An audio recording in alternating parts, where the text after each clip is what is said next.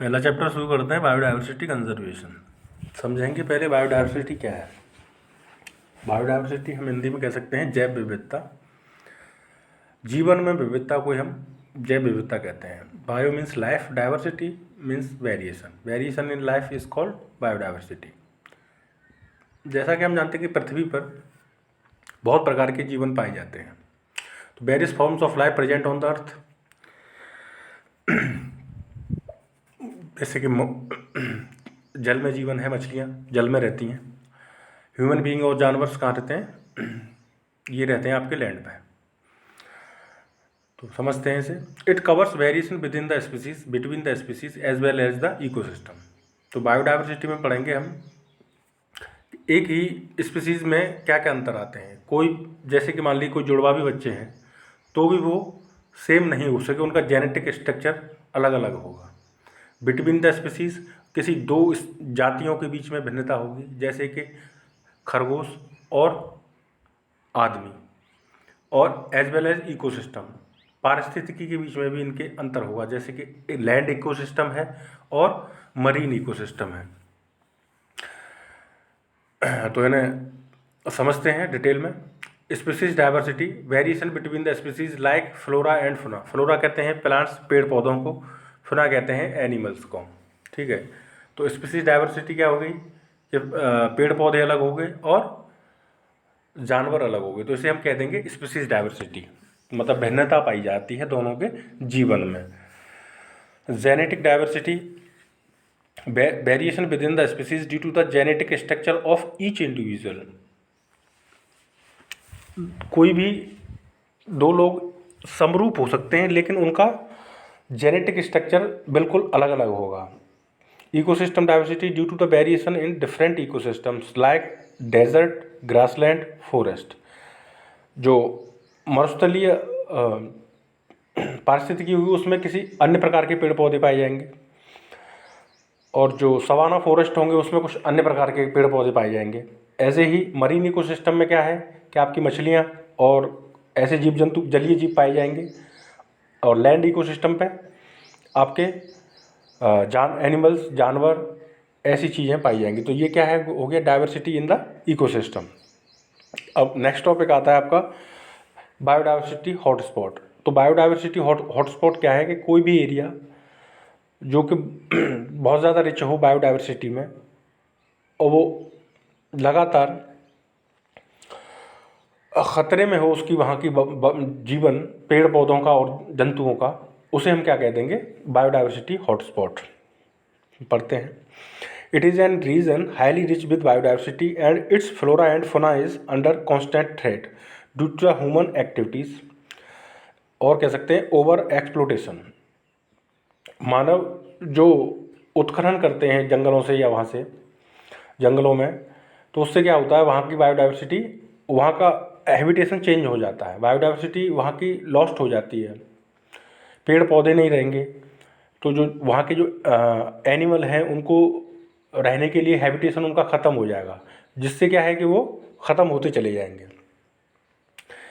किसी भी एरिया को बायोडाइवर्सिटी हॉटस्पॉट घोषित करने के लिए कुछ शर्तें हैं। तो पहली शर्त, पहली एलिजिबिलिटी क्या है, पढ़ते हैं। At least 1500 species of vascular plants are present as endemic. 1500 जो वहाँ के जो स्पीसीज हैं वो वहाँ की नेटिव होनी चाहिए, कहीं बाहर से। जैसे कि अगर आप किसी पर्टिकुलर इकोसिस्टम की बात, पारिस्थितिकी की बात कर रहे हैं, तो वो वहीं पे पाई जानी चाहिए 1500 टाइप की स्पीसीज। ऐसा नहीं कि हम बाहर से लाके कुछ भी लगा दें, तो उनको नहीं। और सेकंड वन है at least 70% of its natural habitat is lost. वहाँ का जो नेचुरल हैबिटेट है वहाँ के जीव जंतुओं का, वो 70% लॉस्ट हो चुका हो, तब हम उसे क्या कहेंगे, बायोडाइवर्सिटी हॉटस्पॉट। तो प्रेजेंट में, at present there are 35 biodiversity hotspot including 4 in India. 4 biodiversity hotspot हैं इंडिया में। देखें कौन कौन से हैं। एक है वेस्टर्न घाट, जिसे आप पश्चिमी घाट भी कह देते हैं, और सह्याद्री भी। तो इट्स कवर 6 स्टेट को कवर करता है वेस्टर्न घाट। गुजरात, महाराष्ट्र, गोवा, कर्नाटका, केरला और तमिलनाडु। इन 6 में से जो मैक्सिमम बायोडाइवर्सिटी आपकी पाई जाएगी वो पाई जाती है केकेटी, कर्नाटका, केरला और तमिलनाडु में। सेकंड वन है आपका इंडो म्यांमार रीजन। म्यांमार को आप पहले बर्मा भी कहते थे।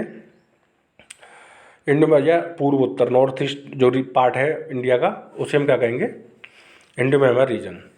Third one is eastern Himalaya और fourth one is Nicobar island, जो कि है अंडमान निकोबार द्वीप समूह में। In 2011, Government of India appointed the Western Ghat Ecology Expert Panel under the chairmanship of famous environmentalist Madhav Gadgil. 2011 में क्या हुआ कि गवर्नमेंट ऑफ इंडिया ने वेस्टर्न घाट इकोलॉजी कमेटी बनाई, जिसके चेयरमैन बनाया गया माधव गौडगिल को। 2011 में फिर जब माधव गौडगिल कमेटी ने अपनी रिपोर्ट सौंपी तो उन्होंने क्या है कि ज़्यादा कंजर्वेटिव मेजर्स ले लिए और ह्यूमन एक्टिविटी को उन्होंने कहा कि बिल्कुल ख़त्म कर दिया जाए। तो फिर इसके बाद दूसरी कमेटी बनी जिसे कहते हैं कस्तूरी रंगन कमेटी। उन्होंने उन दोनों चीज़ों के मतलब कि डेवलपमेंट और बायोडाइवर्सिटी को कंजर्व करने के लिए दोनों के बीच बैलेंस रखा। तो पढ़ते हैं, पहला क्या है। Committee submitted its report and suggests some strict measure to restrict development activities in that region. They also declared Western Ghat as a ecological sensitive area. Later in 2013, Kasturi Rangan Committee submitted its report and it's tried to make balance between the environment and the development. Threats to diversity. अब देखिए जैव विविधता को किन किन चीज़ों से खतरे हैं वो हम इसमें पढ़ेंगे। फर्स्ट वन है habitation loss, deforestation and fragmentation. Habitat loss मतलब वहाँ के पेड़ पौधे, फ्लोरा और फौना अगर वहाँ से कट जाएंगे तो वहाँ क्या है, वहाँ के जो जीव जंतु हैं उनको रहने के लिए हैबिटेशन घर नहीं मिल पाएगा एक तरीके से, तो वो उनकी क्या है, उनकी लाइफ लॉस्ट हो जाएगी। और अगर हम ज़्यादा अब जंगलों को काट रहे हैं लोग इमारती लकड़ी के लिए या जैसे चंदन की लकड़ी काटी जाती है, तो उससे भी क्या होता है जीव जंतुओं का हैबिटेशन का लॉस्ट होता है। सेकंड वन है hunting, poaching, man wild life conflict. तो लोग शिकार करते हैं, उससे भी बायोडाइवर्सिटी आपकी डिक्रीज होगी। और पर्टिकुलर स्पीसीज़ का क्या है कि अस्तित्व ही खतरे में आ जाता है अगर एक्सेसिव हंटिंग हो जाए तो। और जैसे कि आप देखते हैं कि इंडिया में क्या है कि टाइगरों की संख्या बहुत ही कम है, अभी उन्हें बढ़ाने की कोशिश की जा रही है। पोचिंग मतलब अवैध व्यापार करना। Introduction of non native, exotic या एलियन स्पीसीज़। एलियन जैसे कि आप अमरबेल का नाम सुनते हैं, जैसे किसी पेड़ पर डाल दिया जाए तो उसे क्या करता है, पेड़ को तबाह कर देता है। वो क्या है, नॉन नेटिव है, यहाँ का नहीं है, बाहर का पौधा है, ठीक है। जैसे कि यूकोलिप्टस, जैसे आप सफ़ेदे का पेड़ कहते हैं, कॉल्ड एज इकोलॉजिकल टेररिस्ट। तो सफ़ेदे के पौधे को क्या कहते हैं, इकोलॉजिकल टेररिस्ट कहते हैं। क्यों कहते हैं, क्योंकि ये ग्राउंड वाटर में इसकी जड़ें बहुत डीप पेनिट्रेट होती हैं, गहरी होती हैं, जिससे क्या है कि ये ग्राउंड वाटर को एब्जॉर्व बहुत ज़्यादा करता है। तो इस कारण क्या होता है कि आपका ग्राउंड वाटर टेबल गिर जाता है पर्टिकुलर रीजन में। इसीलिए आपने देखा होगा कि सड़कों के सहारे से सफ़ेदे के या यूकोलिप्टस के पेड़ ज़्यादातर कटवा दिए गए हैं। तो ये यहाँ का स्थानीय पौधा नहीं है, ये बाहरी पौधा है। ऐसे ही वाटर हेलिंथ होता है, इसे बंगाल टेरर कहते हैं। पैराथीनियम और कांग्रेस ग्रास जो जंगली घास होती है उसे कहते हैं।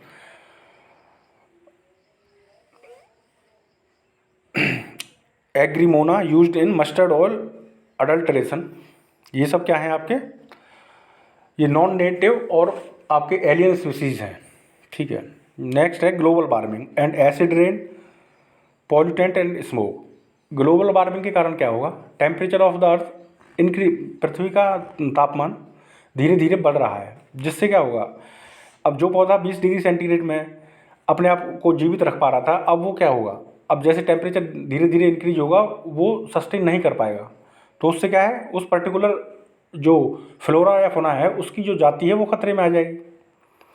एसिड रेन होगी तो क्या होगा, एसिड रेन से भी स्पीसीज को क्या होगा, खतरा पहुंचेगा, पॉल्यूशन के कारण भी खतरा पहुंचेगा। और स्मोक प्लस फॉग को मिला के हम क्या कहते हैं, स्मोक। डेजर्टिफिकेशन, जितने ज़्यादा शहरों के विकास के लिए जितने भी जंगल काटे जा रहे हैं, इनसे भी क्या होगा, आपका पर्टिकुलर स्पीसीज़ का या बायोडाइवर्सिटी का लॉस होगा। बायोमैग्निफिकेशन, बायोमैग्निफिकेशन क्या होता है, बायोमैग्निफिकेशन होता है कि जैसे कोई भी हार्मफुल सब्सटेंस है वो एक ट्रॉपिक लेवल से दूसरे ट्रॉपिक लेवल में जब एक आहार स्टेज से दूसरे आहार स्टेज में ट्रांसफ़र होता है, उसे कहते हैं बायोमैग्निफिकेशन। जैसे आपने सुना होगा मिनीमाता डिसीज़, जो मिनीमाता बीमारी के बारे में सुना है, तो आपने क्या उसमें क्या होता है कि जो मछली होती है वो आपके पारे को खा लेती है, फिर पारे का कंज्यूम कौन करता है, ह्यूमन बीइंग, तो उसे क्या है, मिनीमाता डिजीज़ हो जाती है। तो क्या पहले तो मछली ने पारे को खाया, फिर मछली को किसने खाया, आदमी ने खाया, तो पारे का ट्रांसफ़र होगा। ऐसे ही कहते हैं हम, एक ट्रॉपिक लेवल से दूसरे ट्रॉपिक लेवल तक हार्मफुल पदार्थों का स्थानांतरण ही बायोमैग्निफिकेशन कहलाता है। तो ये आपके कुछ रीज़न थे आपके जो बायोडाइवर्सिटी को जो थ्रेट है, जो लॉस ऑफ बायोडाइवर्सिटी हो रहा है जिनके कारण से। नेक्स्ट टॉपिक है यूथ्रोफिकेशन। देखिए यूथ्रोफिकेशन को आप समझ सकते हैं, सभी समझ सकते हैं, क्योंकि जो पोखर होती है लगभग मैं देखा है कि हर गांव, हर छोटे मोटे शहर में होती है। तो आपने देखा होगा कि उसके जो ऊपरी परत जब पानी भरा हुआ होता है तो उस पर हरा हरा काई जम जाती है। जब एल्गी की ग्रोथ, एल्गी कहते हैं उसे, जब एल्गल ग्रोथ हो जाती है तो वो किस कारण हो जाती है, उसके हम देखेंगे क्या क्या नुकसान है बायोडाइवर्सिटी को लॉस्ट करने में। देखिए जब एक्सेसिव न्यूट्रिएंट्स मतलब पोषक तत्वों का उसमें हम डिस्पोजल कर देते हैं किसी भी लेक या वाटर बॉडी में, तो उससे क्या होगा, वहाँ पे क्या है कि शुरुआत में तो क्या होगा, बायोडाइवर्सिटी बहुत ज़्यादा बढ़ेगी। क्यों बढ़ेगी जैव विविधता, क्योंकि उन्हें पोषक तत्व खाने को मिलेंगे वहाँ पे, जीव जंतुओं को और पेड़ पौधों को। लेकिन क्या होगा, उसके कारण क्या है, काई का डेवलपमेंट हो जाएगा, तो उसके अपर सरफेस पे पूरे पे क्या है, एक आवरण बन जाएगा, काई का पूरा आवरण बन जाएगा, जिससे क्या होगा कि जो सूर्य का प्रकाश है वो पानी में ज़्यादा गहराई तक पेनिट्रेट नहीं कर पाएगा, जा नहीं पाएगा, जिससे क्या होगा कि वहाँ ऑक्सीजन की कमी हो जाएगी। क्योंकि अगर सूर्य का प्रकाश मिलेगा तभी हमें पता है सनलाइट, तभी क्या हो पाएगा, तभी फोटोसिंथेसिस हो, प्रकाश संश्लेषण की क्रिया हो पाएगी। प्रकाश संश्लेषण क्रिया में हम जानते ही हैं कि ऑक्सीजन निकलता है, ऑक्सीजन निकलेगा तभी क्या है कि जो मछलियां हैं या जो भी जीव जंतु हैं उस वाटर बॉडी के अंदर वो जीवित रह पाएंगे। क्योंकि 4 ppm पार्ट्स पर मिलियन ऑक्सीजन जरूर रिक्वायर्ड है जीव जंतुओं को पानी में रहने के लिए। लेकिन जब पूरी अपर सरफेस पर जब काई का आवरण बन जाएगा तो लाइट पेनिट्रेट नहीं कर पाएगी, तो वहाँ पे क्या होगा, फोटोसिंथेसिस नहीं हो पाएगा, तो ऑक्सीजन की कमी होने लग जाएगी, depletion of oxygen will take place. That's why the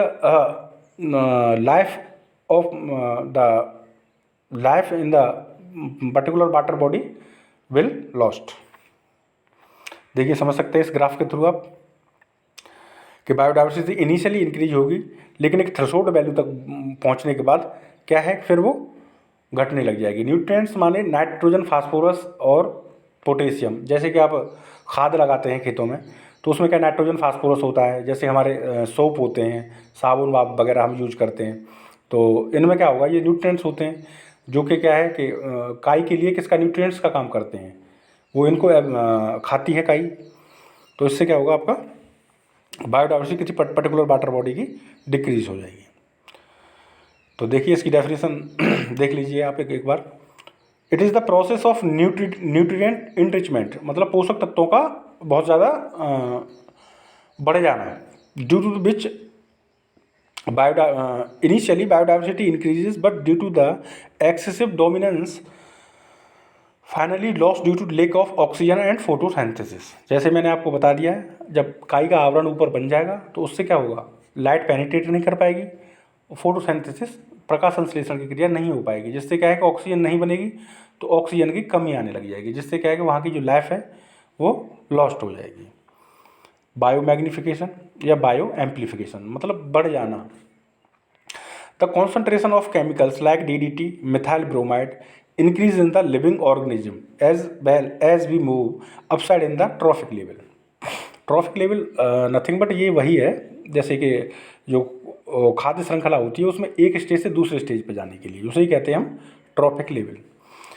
These chemicals neither dissolve nor extract from the body and it causes several diseases like cancer, blindness, destruction of chlorophyll।